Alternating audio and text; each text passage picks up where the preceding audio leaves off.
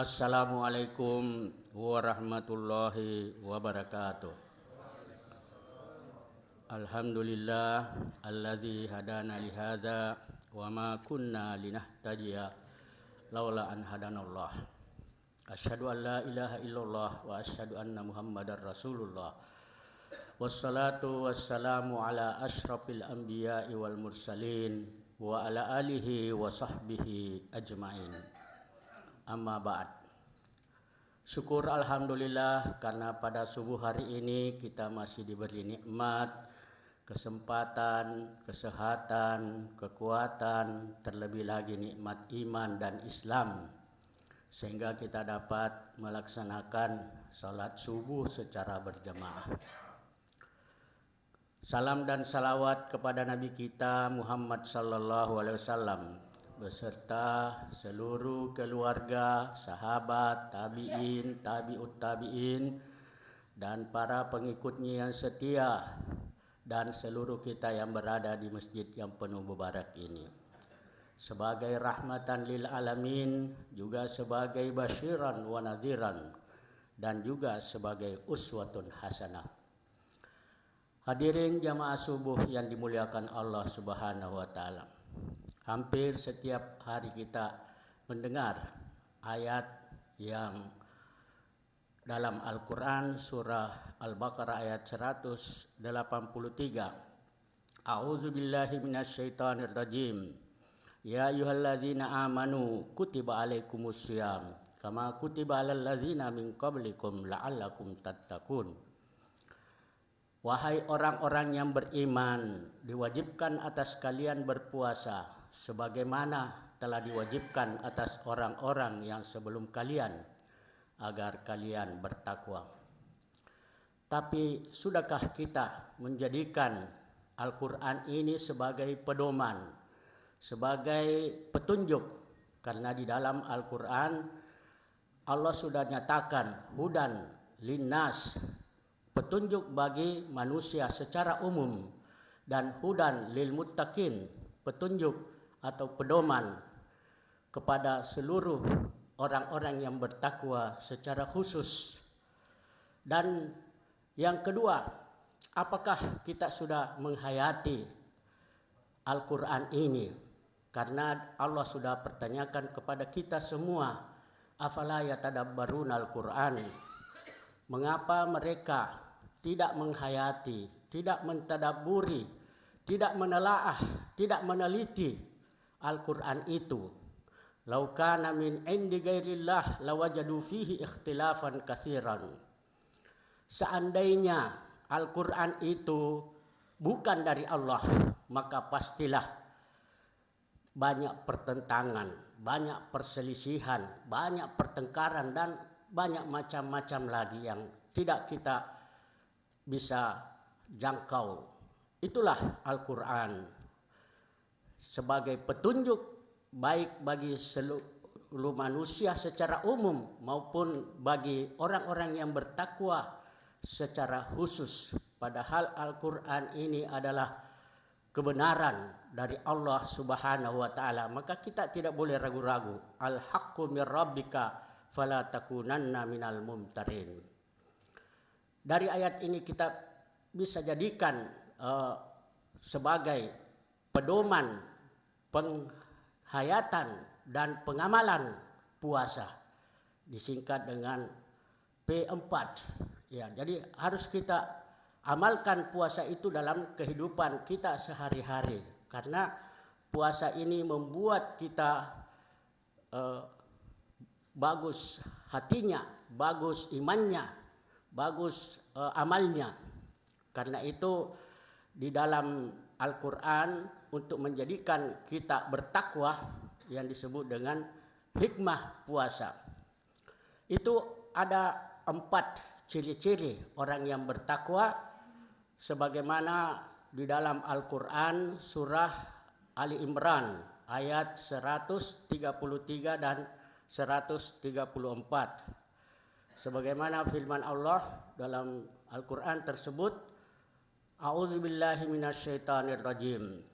Wa jannatin arduhas samawati wal ard uiddat lil muttaqin. alladzina yunfikuna fis sarra'i wad dharra wal kadhiminal ghaiza wal afina 'anil nas wallahu yuhibbul muhsinin. Dan surga itu luasnya antara langit dan bumi.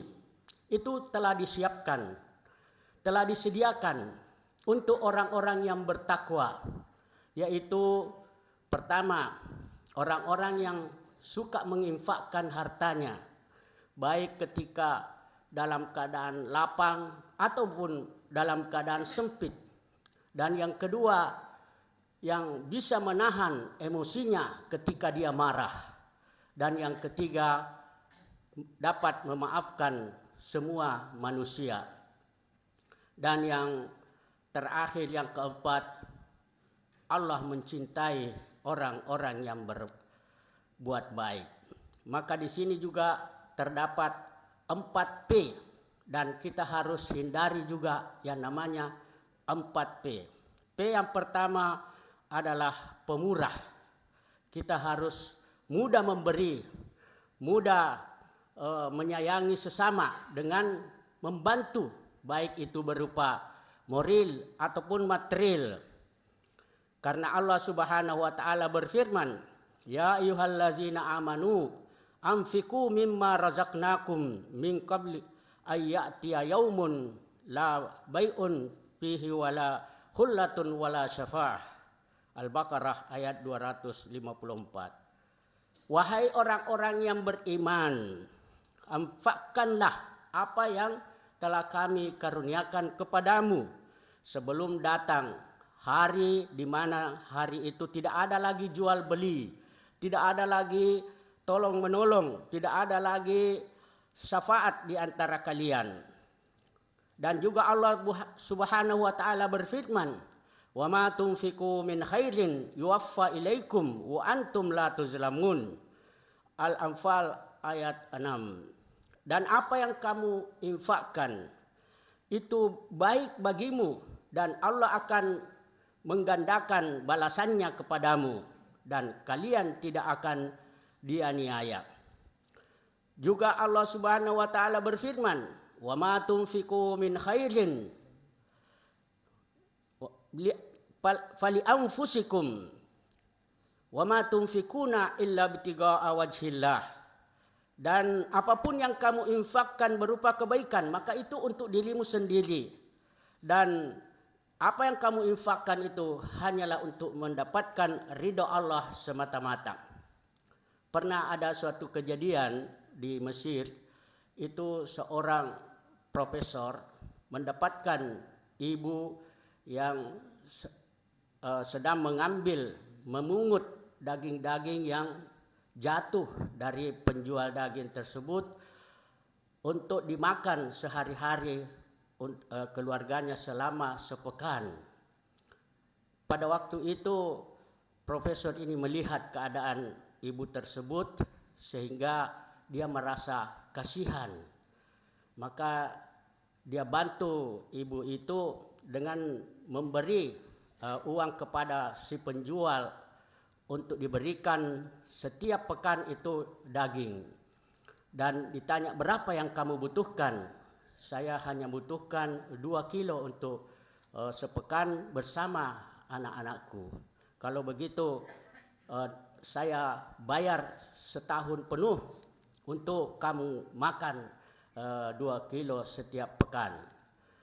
Maka profesor ini waktu merasakan penyakitnya, yaitu kanker yang harus dioperasi berat di London, dia merasa baik, merasa sehat. Lalu keluarganya mengatakan, kamu harus kembali ke London untuk operasi. Tapi dia merasa tidak perlu karena saya sudah merasa sehat. Tapi kamu harus berangkat. Maka berangkatlah profesor ini ke London untuk dioperasi. Dan semua alat-alat sudah dipersiapkan, tetapi ketika diperiksa ternyata sudah sembuh. Lalu dokter bertanya, kok bisa? Dari mana kamu berobat? Wah, ini dari Allah Subhanahu wa taala. Hanya saya karena membantu fakir miskin sehingga Allah pun juga membantu saya. Makanya itu hendaknya kita saling bantu-membantu, baik dari segi moral, material, karena dengan membantu itu berarti Allah juga akan membantu kita. Wallahu fi aunil abdi madamal abdu fi auni akhihi. Dan selama hamba itu menolong sesamanya, maka Allah pun juga akan menolong dia. Sebaliknya, kalau kita pelit, ya lawan daripada pemurah, itu tidak akan ada kebaikan yang kita dapatkan. Bahkan adalah suatu ancaman berupa siksa api neraka. Nauzubillahi min zalik. Sebagaimana Allah berfirman dalam Al-Quran, lan tanalul birra hatta tunfiqu mimma tuhibbun. Kamu tidak akan mendapatkan kebaikan sehingga kamu menginfakkan apa yang kamu senangi. Juga Allah Subhanahu wa taala berfirman, walladzina yaknizuna adh-dhahaba wal fiddata wa la yunfikunaha fi sabilillah fabashshirhum bi'adzabin alim. Dan orang-orang yang menyimpan hartanya berupa emas dan perak, lalu dia tidak mau menginfakkan hartanya di jalan Allah, maka ancamlah dia dengan siksaan yang pedih. Nauzubillahi min zalik. Makanya Allah itu senang kepada orang kaya yang suka berinfak, tetapi Allah lebih senang kepada orang miskin yang suka berinfak, karena orang miskin lebih berat dalam berinfak karena kebutuhannya yang sangat banyak. Tetapi bagi orang kaya itu sangat mudah untuk berinfak, maka Allah lebih mencintai kepada orang miskin yang berinfak daripada orang kaya yang berinfak. Dan Allah benci kepada orang miskin yang tidak mau berinfak, tetapi lebih benci kepada orang kaya yang tidak mau berinfak. Nauzubillahi min zalik. Dalam hadis Rasulullah sallallahu alaihi wasallam mengatakan, as-sakhiyyu qaribun minallah wa qaribun minan nas wa qaribun minal jannah wa ba'idun minan nar. Orang dermawan itu dekat dengan Allah, dekat dengan manusia, dekat dengan surga, dan jauh dari api neraka. Sebaliknya, wal bakhilu ba'idun minallah wa ba'idun minan nas wa ba'idun minal jannah wa qaribun minan nar. Tetapi orang yang pelit, orang yang kikir, bakhil, maka dia jauh dari Allah, jauh dari manusia, jauh dari surga, dekat dengan neraka. Nauzubillahi min zalik. Makanya itu Rasulullah mengatakan, in tubdilul fadla khairul laka wa in tumsikhu syarrul laka wala tu'alu amma bikafafin al yadul ulya khairum minal yadis sufla. Artinya, apabila kamu membagikan sebagian harta yang diberikan Allah padamu, maka itu baik bagimu. Tapi bila engkau menahannya, maka itu buruk bagimu. Kamu tidak akan dicelah kalau kamu hidup berkecukupan. Dan tangan di atas artinya tangan yang memberi lebih baik dari tangan yang di bawah, yaitu yang menerima. Hadirin kaum muslimin jamaah subuh rahimakumullah, maaf. Kemudian yang kedua itu adalah P yang kedua, peramah, ya, wal kazibinal gaida, peramah, tidak pemarah, ya. Sebagaimana Rasulullah sallallahu alaihi wasallam bersabda, innallaha rafiqun yuhibbur rifqa wa yu'ti 'ala rifqi ma la yu'ti 'alal anfi. Artinya Allah itu maha lembut. Dia mencintai yang namanya kelembutan, dan dia memberi dengan lemah lembut, tidak memberi dengan kasar. Maka kita sebagai hamba Allah hendaknya mengikuti apa yang Allah miliki berupa sifat kelembutan. Kita pun juga harus lemah lembut terhadap sesama, karena puasa itu mengajar kita untuk menghindari yang namanya perbuatan kasar, perbuatan sia-sia, begitu juga perkataan dan perbuatan kotor. Sebagaimana sabda Rasulullah sallallahu alaihi wasallam, "Laisa siyamu minal akli wasyurbi, wa innama siyamu minal lagwi warrafas." Bukanlah puasa itu hanya menahan makan dan minum, tetapi puasa itu juga menahan dari semua perbuatan perkataan yang kotor dan sia-sia. Hadirin kaum muslimin jamaah subuh rahimakumullah. Maaf saya selalu salah dalam mengucapkan subuh atau Jumat. Kemudian di dalam hadis dikatakan man lam yada qaula zuri wal amali bih falaisa lillahi hajatun fi ayyada ta'amahu wa syarabah. Artinya orang yang berpuasa tapi tidak bisa meninggalkan yang namanya perbuatan dan perkataan kotor yang sia-sia, maka Allah tidak butuh puasa orang yang seperti itu. Karena orang yang berpuasa itu menurut Imam Al-Ghazali itu ada 3. Pertama, puasa awam, yaitu hanya meninggalkan makan dan minum dan hubungan suami istri mulai terbit fajar sampai terbenam matahari. Ya, itu puasa awam yang banyak orang lakukan.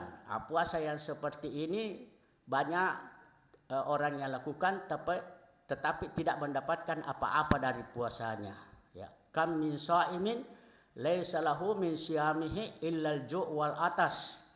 Betapa banyak orang yang berpuasa tetapi tidak mendapatkan apa-apa dari puasanya itu kecuali lapar dan haus.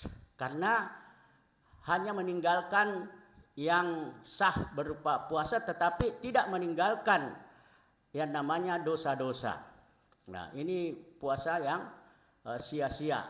Kemudian yang kedua puasa khusus, yaitu dengan iman, ya. Karena memang yang diserukan untuk berpuasa itu hanyalah orang-orang yang beriman.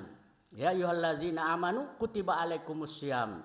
Wahai orang-orang yang beriman, diwajibkan atas kamu berpuasa. Nah, puasa inilah yang mendapat ampunan, ya, dosa dari Allah Subhanahu wa taala, dosa-dosa sebelumnya, ya. Dalam hadis dikatakan man shoma ramadhana imanan wa ihtisaban ghufira lahu ma taqaddama min dzambi. Apalagi ditambah dengan man qama ramadhana imanan wa ihtisaban ghufira lahu ma taqaddama min dzambi.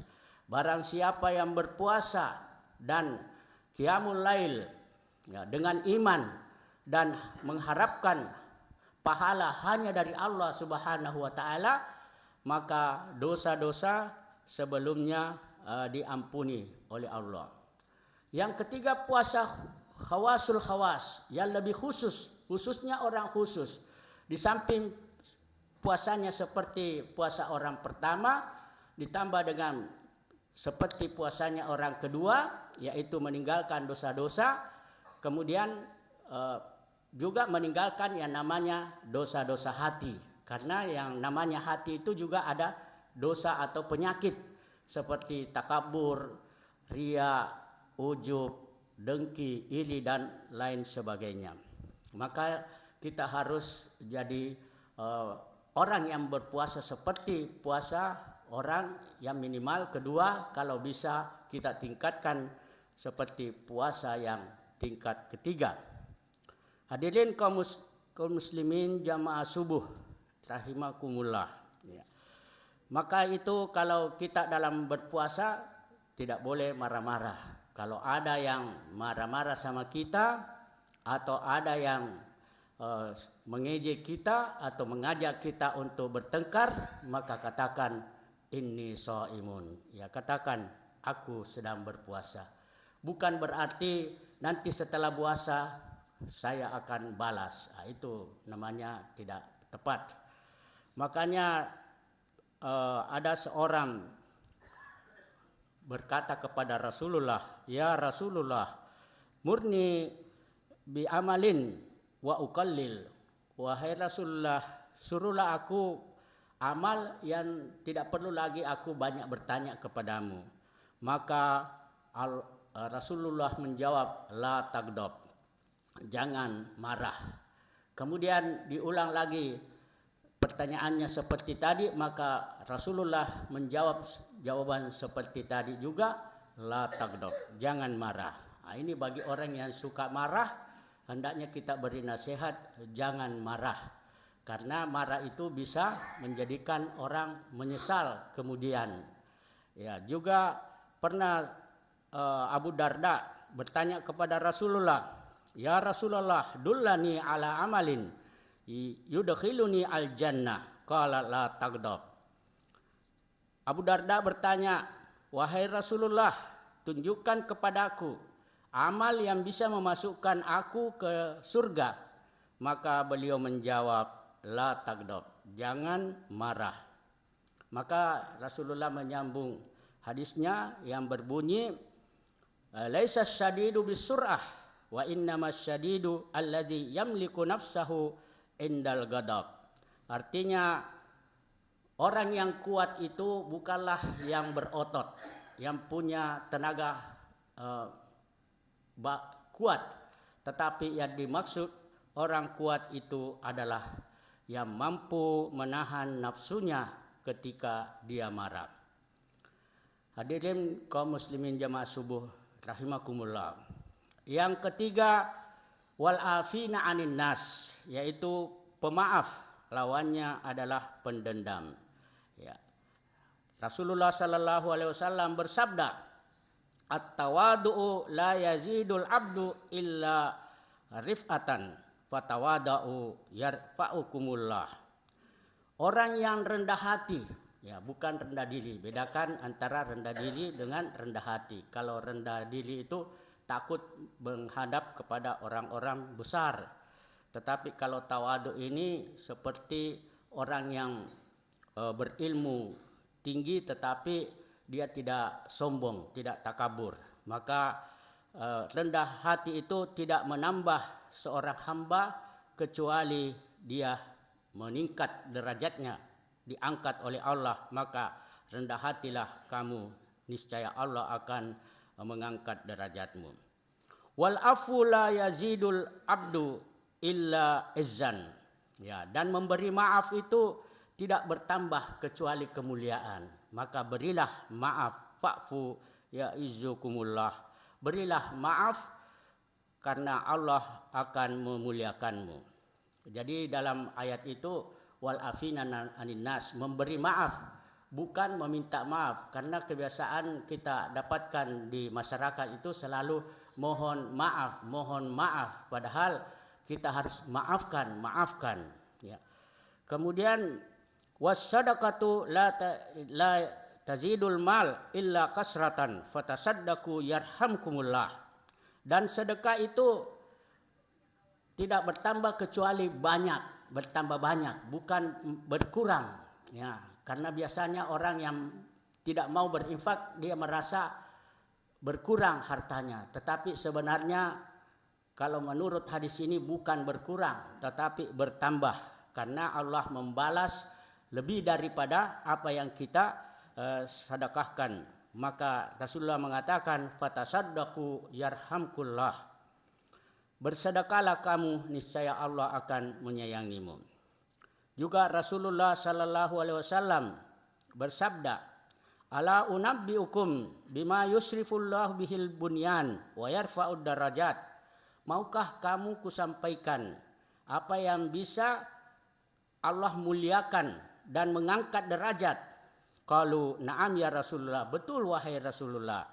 Qala, Rasulullah menjawab, tahlumu ala man jahula alaik. Kamu bersabar terhadap orang yang berbuat bodoh kepadamu. Wa ta'fu amman zalamak, dan kamu memaafkan orang yang berbuat zalim kepadamu. Wa tu'ti man harramak, dan kamu memberi kepada orang yang pelit kepadamu. Wa tasilu man qata'ak, dan kamu menyambung silaturahmi orang yang memutuskan silaturahmi kepadamu. Nah, ini ada 4 kalau kita mau jadi mulia. Pertama, kita harus sabar menghadapi orang-orang bodoh. Yang kedua, kita maafkan kalau ada orang yang berbuat curang kepada kita. Kemudian kita memberi kepada orang yang pelit, orang yang bakhil. Kemudian kita sambung silaturahmi orang yang memotong silaturahmi. Karena orang yang memotong silaturahmi itu tidak masuk surga. La yadkhulul jannata qati'un. Ya, tidak masuk surga orang yang memotong silaturahmi. Kemudian P yang keempat adalah wallahu yuhibbul muhsinin. Allah mencintai orang-orang yang berbuat baik. Ya, yaitu penyayang. Lawannya pendengki. Di dalam ayat dikatakan Rabbana wasi'at kulla syai'in rahmatan wa ilman faghfir lillazina tabu wattaba'u sabilaka. Tuhan kami maha luas rahmatnya atas segala sesuatu dan maha luas ilmunya, maka berilah maaf, berilah ampun kepada orang-orang yang bertaubat dan orang-orang yang mengikuti jalan Allah. Mereka jauh dari siksa api neraka. Ya, termasuk di dalam ayat Al-Quran surah Al-Imran 159 Allah Subhanahu wa taala berfirman, "Fabima rahmatin minallahi lintalahum walau kunta fazzan ghalizal qalbi lam faddu min haulik." Artinya, karena dengan rahmat Allah jualah, sehingga kamu berlaku lemah lembut terhadap sesama manusia. Seandainya kamu berlaku kasar, berlaku keras hati, maka pasti orang-orang akan menjauh dari kamu. Makanya kita lihat Rasulullah itu dalam berdakwah itu sangat membawa yang namanya kasih sayang. Wa ma arsalnaka illa rahmatan lil alamin. Kami tidak utus kamu kecuali rahmat untuk seluruh alam semesta. Maka banyak orang-orang masuk Islam karena kasih sayang Rasulullah sallallahu alaihi wasallam. Di antaranya ada orang Yahudi yang suka menghina, suka memfitnah dan suka mengejek apabila lewat di depan rumah Rasulullah sallallahu alaihi wasallam dan suka membuat kotoran. Tapi pada suatu waktu beliau tidak pernah lagi lewat di depan rumahnya, maka Rasulullah bertanya-tanya, kemana orang ini? Dan ternyata orang itu sakit, ya lama, dan tidak ada orang yang mau berkunjung kepadanya karena sifatnya yang tidak baik. Maka satu-satunya yang berkunjung kepadanya hanya Rasulullah sallallahu alaihi wasallam. Lalu Rasulullah mendoakan dan memberi hiburan kepadanya, maka orang yang dijenguk ini sangat tersentuh hatinya, bukan main, ini orang baik sekali. Maka dia nyatakan asyhadu alla ilaha illallah wa asyhadu anna muhammadar rasulullah. Dan ada juga salah seorang kafir musyrik yang ketika Rasulullah sementara bernaung di bawah sebuah pohon lalu diancam dengan pedang, maka orang yang mengancam ini mengatakan, siapa yang akan membela kamu kalau saya memenggal lehermu? Maka Rasulullah menjawab, Allah. Ya, ketika jawaban itu didengar oleh yang mengancam, tiba-tiba bergetar sehingga pedangnya jatuh. Lalu Rasulullah mengambil pedang itu dan bertanya, siapa yang akan membelamu kalau saya memenggal lehermu? Maka beliau menjawab, tidak, kalau begitu saya maafkan. Akhirnya menyatakan asyhadu alla ilaha illallah. Juga ada seorang Yahudi yang tua, yang buta, yang tidak bisa lagi menyuap dirinya sendiri. Maka tidak ada orang yang bisa menyuap itu kecuali Rasulullah sallallahu alaihi wasallam. Setiap hari dia suap dengan lemah lembut, tapi di samping dia suap, orang Yahudi itu selalu mencela Rasulullah, menghina sambil dia disuapi. Tapi suatu ketika besoknya tidak lagi disuapi, maka Abu Bakar bertanya kepada Aisyah anaknya, "Wahai Aisyah, apa yang dilakukan oleh Rasulullah yang belum aku lakukan?" Maka Abu Bakar menjawab, Aisyah menjawab, "Beri makan, suapi orang Yahudi itu yang tua itu yang tidak lagi bisa menyuapi dirinya sendiri."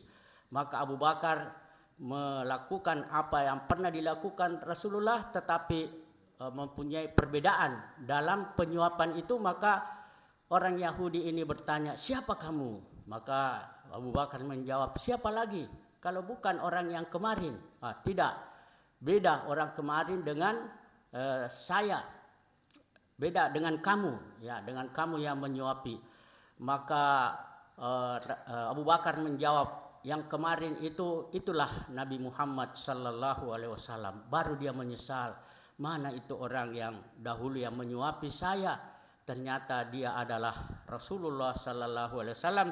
Maka dia menyatakan, "Asyhadu an la ilaha illallah."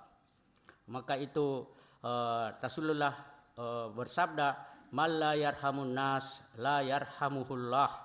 Barang siapa yang tidak menyayangi sesama manusia, maka Allah tidak menyayanginya. Jadi kita menyayangi sesama manusia dalam arti secara umum, tidak membedakan beda agama, beda bangsa, beda suku. Karena yang namanya ukhuwah itu ada yang namanya ukhuwah insaniyah, ukhuwah diniyah, ukhuwah wataniyah. Ya, ada persaudaraan kemanusiaan, persaudaraan keagamaan, dan persaudaraan kebangsaan. Maka kita harus saling sayang menyayangi. Juga Rasulullah sallallahu alaihi wasallam bersabda, "Man la yarhamu man fil ardi la yarhamuka man fis sama."